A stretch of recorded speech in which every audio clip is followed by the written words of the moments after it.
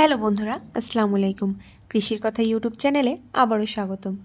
আপনি যদি চ্যানেলে নতুন হন তাহলে সাবস্ক্রাইব করতে ভুলবেন না, যাতে আমাদের নতুন ভিডিও কখনো মিস না করেন। আজকে আমরা কথা বলবো কেরালা সিম চাষ পদ্ধতি সম্পর্কে। ভালো ফলন পাওয়ার প্রথম শর্তই হলো ভালো গুণমানের জীবাণুমুক্ত এবং পরিপক্ক বীজ নির্বাচন করা। বীজ সংগ্রহের জন্য স্ক্রিনে দেওয়া হোয়াটসঅ্যাপ নাম্বারে যোগাযোগ করতে পারেন। কেরালা সিমের চাষ বেশ সহজ এবং লাভজনক হতে পারে যদি সঠিক পদ্ধতি অনুসরণ করা যায় এবং সঠিক বীজ বপন করা যায়। কেরালা সিমের জন্য লোমযুক্ত বেলে দোআঁশ মাটি সবচেয়ে ভালো। বর্ষার শুরুতে বা শীতের শেষে অর্থাৎ খরিফ ও রবি মৌসুমে বীজ বপন করা যায়। তবে খাটো জাতের কেরালা সিম সারা বছরই চাষ করা যায়। বপনের ক্ষেত্রে প্রতিটি বীজ থেকে বীজের দূরত্ব 30 থেকে 40 সেন্টিমিটার রাখা হয়। বপনের আগে মাটিতে ভালো পরিমাণের জৈব সার মেশানো উচিত।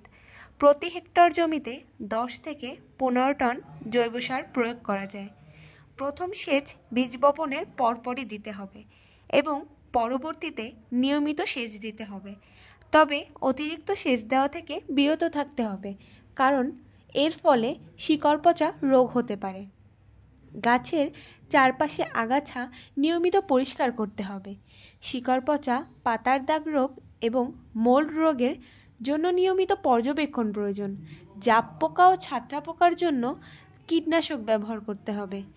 বপনের 90 থেকে 120 দিন পরে সিম সংগ্রহ করা যায় এ পদ্ধতি অনুসরণ করলে।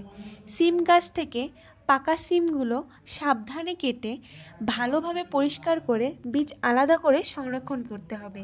এই পদ্ধতি অনুসরণ করলে কেরালা সিমের বীজে ভালো ফলন পাওয়া যাবে। আজকের মতো এখানেই বিদায় নিচ্ছি।